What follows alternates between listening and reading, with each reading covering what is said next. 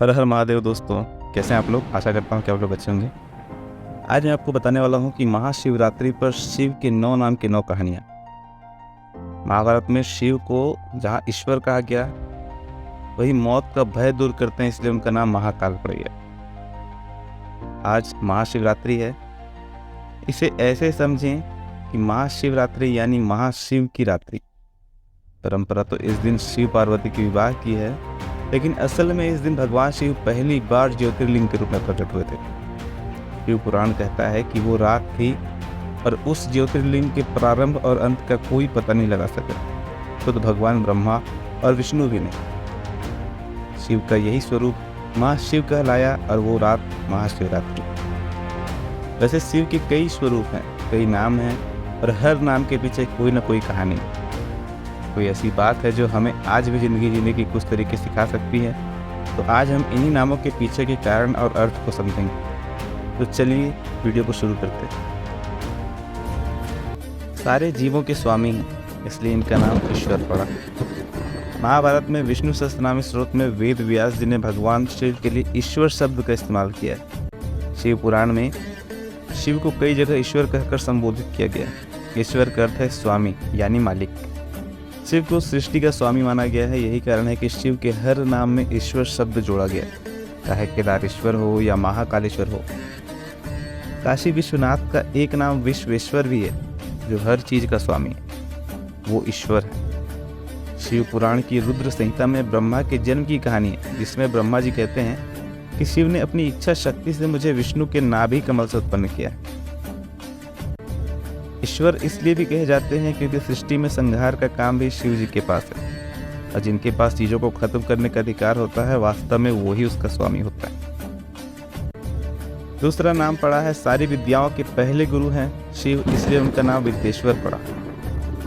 शिव पुराण में शिव को विद्येश्वर भी कहा गया है। इसका अर्थ है सारी विद्याओं के मालिक। देवताओं के गुरु बृहस्पति, दैत्यों के गुरु शुक्राचार्य और पूरे मानव समाज को बनाने वाले सप्त ऋषियों के गुरु भगवान शिव ही हैं। इन्हें आदि गुरु माना गया। योग, ज्योतिष, तंत्र और चिकित्सा, ये सारी विद्याएं शिव जी की हैं। एक पौराणिक कथा है कि समुद्र मंथन के बाद जब भगवान विष्णु ने देवताओं को मोहिनी रूप बनाकर सारा अमृत पिला दिया, तो दैत्य न्याय के लिए शिव जी के पास पहुंचे। शिव जी के लिए सभी समान थे। दैत्यों के राजा बलि ने भगवान शिव को पूरी बात बताई और ये कहा कि देवताओं ने सारा अमृत पी लिया है और वो अमर हो गए। अब वो हम दैत्यों के लिए खतरा हो गए। भगवान शिव ने पूरी स्थिति को समझा और ये कहा कि देवताओं को ऐसा नहीं करना चाहिए था। अगर बात अमृत को बराबर बांटने की हुई थी तो उन्हें इस बात पर खरा उतरना चाहिए था। भगवान शिव ने दैत्यों के गुरु शुक्राचार्य को उस समय मृत संजीवनी विद्या दी, जिससे वो किसी ऐसे व्यक्ति को भी जिंदा कर सकते थे जिसे मार कर जला दिया गया हो और सिर्फ राख ही बची हो। उस राख से फिर भी उस व्यक्ति को जिंदा किया जा सकता था। तीसरा नाम है नीलकंठ। बुराई को ना खुद में उतारे ना समाज में छोड़े, ये नीलकंठ का संदेश है। नीलकंठ यानी जिसका गला नीला। ये कहानी भी समुद्र मंथन की ही है कि जब देवता और दानवों ने समुद्र का मंथन शुरू किया तो सबसे पहले उसमें हलाहल का नाम का विष निकला। ये जहर इतना तेज था कि सृष्टि का विनाश होने लगा था। तब भगवान विष्णु ने सारे देवताओं और दानवों को भगवान शिव से प्रार्थना करने की सलाह दी। सबकी रक्षा के लिए भगवान शिव आगे आए तो सारा का सारा विष पी गए। उसे ना मुंह में रखा ना ही पेट में उतारा, बस गले में अटका लिया। विष के असर से उनका गला नीला पड़ गया और वे नीलकंठ कहलाए। वास्तव में ये नीला रंग, ये विष बुराई का प्रतीक है। शिव जी नीलकंठ हैं क्योंकि वे बुराई को स्वीकार करने के बाद उसे अपने गले में ही रोक लेते हैं, ना बाहर निकालते हैं कि दुनिया पर उसका कोई बुरा असर हो, और ना ही उसे अपने पेट तक जाने देते हैं जिससे कि उनके शरीर पर उसका कोई बुरा असर हो। शिव जी का नीलकंठ स्वरूप ये सिखाता है कि आप बुराई का असर ना खुद पर होने दें, ना ही समाज पर फैलने दें। उसे ऐसी जगह रोक ले जहाँ से वो ना आगे बढ़ पाए। इस काम में जो भी सक्षम है वो शिव जी का ही रूप है। चौथा नाम है अघोरी। शिव जी अघोरी हैं इसलिए क्योंकि वो भेदभाव नहीं करते। शिव तंत्र के देवता हैं। इन्हें आदि अघोरी यानी संसार का पहला अघोरी भी कहा जाता है।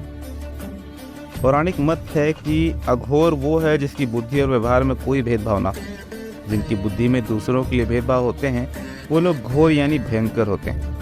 भगवान शिव अघोरी हैं। यानी सौम्य स्वभाव के हैं, सबके लिए समान। सारे देवताओं की पूजा में सामग्रियों का विशेष महत्व होता है, लेकिन भगवान शिव अकेले भगवान शिव हैं जिनकी पूजा की सामग्रियों में सबसे कम सावधानियां हैं। उन्हें सिर्फ जल चढ़ाकर ही प्रसन्न किया जा सकता है। यानी भांग, धतूरा जैसी वो चीज़ें जो किसी भी पूजा में शामिल नहीं की जाती है, वो शिव जी को चढ़ाकर मनाया जा सकता है। भगवान शिव मन के देवता है। शिव पुराण कहता है कि शिव आपके काम कम और मन के भाव ज़्यादा देखते हैं। अगर अच्छे मन से कुछ चढ़ाएंगे तो उन्हें वो सब स्वीकार है। अगर बिना शुद्ध भावों के 56 भोग भी लगाएंगे तो शिव को वो मंजूर नहीं है। भगवान शिव सरल स्वभाव को पसंद करते हैं। 5वां नाम है चंद्रशेखर। हमेशा अपने क्रोध पर नियंत्रण हो, व्यवहार में शीतलता का संदेश देते हैं चंद्रशेखर। जैसा कि नाम से स्पष्ट, चंद्रशेखर और आशुतोष दोनों के अर्थ समान है। जिसने अपने शिखर यानी माथे पर चंद्र को धारण किया है वो चंद्रशेखर। भगवान शिव के इस नाम में उनका स्वभाव छिपा हुआ है। चंद्रमा को सिर पर धारण करना यानी दिमाग को हमेशा ठंडा रखना। चंद्रमा शीतलता का प्रतीक है। सिर पर चंद्रमा का होना स्पष्ट करता है कि शिव के स्वभाव में शीतलता है। ऐसा बहुत कम प्रसंग मिलते हैं जब शिव ने क्रोध किया। बहुत से राक्षसों का संहार करते समय भी शिव ने कभी क्रोध नहीं किया। अब आपको रामायण की कहानी सुनाते हैं कि रावण ने शिव को कैलाश से लंका ले जाना चाहा। उसने सोचा कि मैं शिव को मनाकर ले जाऊंगा। उसने कैलाश पर्वत को अपने हाथों से उठाने की कोशिश की। जब भगवान शिव ने ये देखा कि रावण कैलाश से ही तो उठाकर मुझे लंका ले जाना चाहता है, तो उन्होंने अपने पैर के अंगूठे से कैलाश को दबा दिया और रावण का हाथ वहीं दबा रह गया। तब रावण को महसूस हुआ कि उसने शिव को क्रोधित कर दिया है। वास्तव में भगवान उस समय भी मुस्कुरा रहे थे। तब रावण ने शिव तांडव स्तोत्र की रचना कर शिव को सुना दी और शिव ने अपने पैर का अंगूठा हटाकर रावण को मुक्त कर दिया। भगवान शिव कभी विचलित नहीं होते, हमेशा स्थिर रहते हैं। यही कारण है कि उन्हें चंद्रशेखर भी कहा जाता है। परिस्थिति कैसी भी अपने जीवन मूल्यों को कभी ना झुकने दें। ये 6वां नाम है भगवान शिव का, कैलाशवासी। शिव कैलाश पर्वत पर रहते हैं, सिर्फ इसलिए उनका नाम कैलाशवासी नहीं। वे अपने व्यक्तित्व में भी वैसे ही हैं, इसलिए उन्हें कैलाशवासी कहा जाता है। कैलाश ऊंचाई का प्रतीक है, सबसे दुर्गम। आज भी कैलाश मानसरोवर की यात्रा सबसे कठिन है। शिव का कैलाश पर बसना ये बहुत बड़ा संकेत है। विद्वानों का मत है कि कैलाश ऊंचाई का प्रतीक है। शिव अपने तप की ऊंचाई पर हैं, समाधि के शिखर पर हैं। ये कैलाश उनकी तपस्या और ध्यान की ऊंचाई है। कैलाश पर बैठे शिव हमें एक गहरी बात समझाते हैं। गले में सर्प, शरीर पर भस्म और कम से कम साधनों के साथ वे बर्फीले पहाड़ी पर रहते हैं। ये आत्मसम्मान और जीवन मूल्यों के लिए समर्पण का संकेत है। अगर आपके जीवन में संसाधन कितने ही कम क्यों ना हो, धन, वैभव और सुख की कमी भी हो रहे, तो भी अपने आत्मसम्मान और जीवन मूल्यों की ऊंचाई को कम न होने दें। ये भगवान शिव सिखाते हैं। 7वां नाम है ध्यान में रहे और खुद को समय दें। ये सिखाते हैं बागंबरधारी। भगवान शिव को बागंबरधारी भी कहा जाता है। बागंबरधारी यानी बाघ की खाल को धारण करने वाले। शिव जी कोई अन्य कपड़े नहीं पहनते, बागंबर में ही रहते हैं। कई जगहों पर यह भी उल्लेख मिलता है कि शिव का आसन भी सिंह के चमड़े का है। इस बात में जीवन जीने का गहरा सूत्र छिपा है। बाघ और सिंह ये दो ऐसे जानवर हैं जो हरदम हिंसक नहीं होते। शिकार भी तब करते हैं जब उन्हें भूख लगी हो।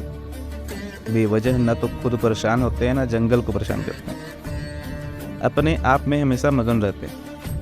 भगवान शिव का बागंबर धारण करने का ये संकेत है कि शांति से जीवन जीने के लिए इस जीवन शैली को अपनाया जाए। ज़्यादा समय अपने लिए और अपने परिवार के लिए निकालें। धन और रोजी रोटी कमाने के लिए उतना ही समय दें जितने में आपकी ज़रूरतें पूरी हो जाती।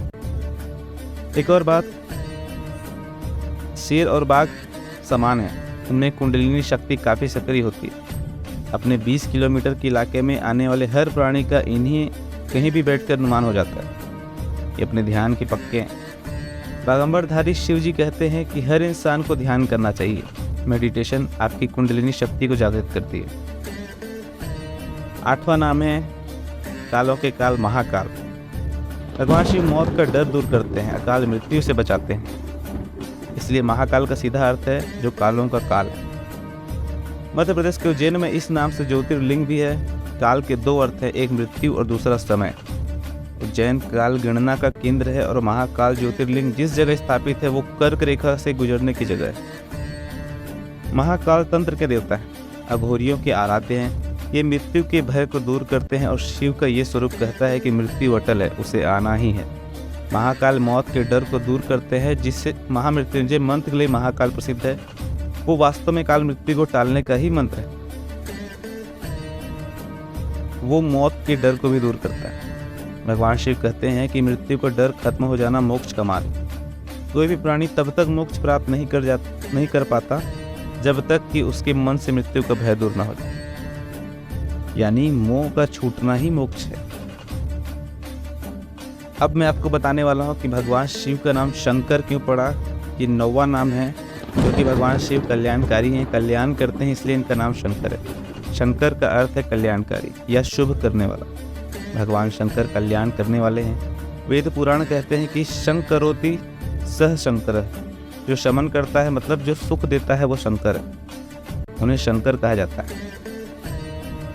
हर किसी को सिर्फ वरदान ही देते हैं। शिव अपनी आराधना करने वाले किसी भी इंसान में भेद नहीं करते, चाहे वो देवता हो या राक्षस। भगवान शिव के सामने सब समान है। जब जब दैत्यों पर कोई मुसीबत आई, वे शिव की शरण में गए। भगवान शिव ने उन्हें सही रास्ता भी दिखाया। भगवान शिव सिखाते हैं कि आपके मन में दूसरों का भला करने का भाव होना चाहिए। जो कोई आपके सामने मदद की गुहार लगाए और अगर आप सक्षम हैं तो उसे बिना किसी भेदभाव के मदद करें। तो आशा करता हूं कि आज महाशिवरात्रि के स्पेशल दिन पे मैं ये 9 नाम और 9 कहानियाँ आपके लिए लेकर आया हूँ। आपको ये वीडियो, ये 9 कहानियाँ, उनके नाम के पीछे जो कहानी है वो आपको अच्छी लगी हो। अगर ये वीडियो आपको अच्छा लगा हो तो प्लीज़ ज़्यादा से ज़्यादा शेयर करें, इस वीडियो को लाइक करें और मेरे चैनल को सब्सक्राइब करें। अगर आप भी भगवान शिव के परम भक्त हैं तो प्लीज़ इस चैनल को सब्सक्राइब करें और कमेंट में हर हर महादेव जरूर लिखें। जय श्री कृष्णा, हर हर महादेव।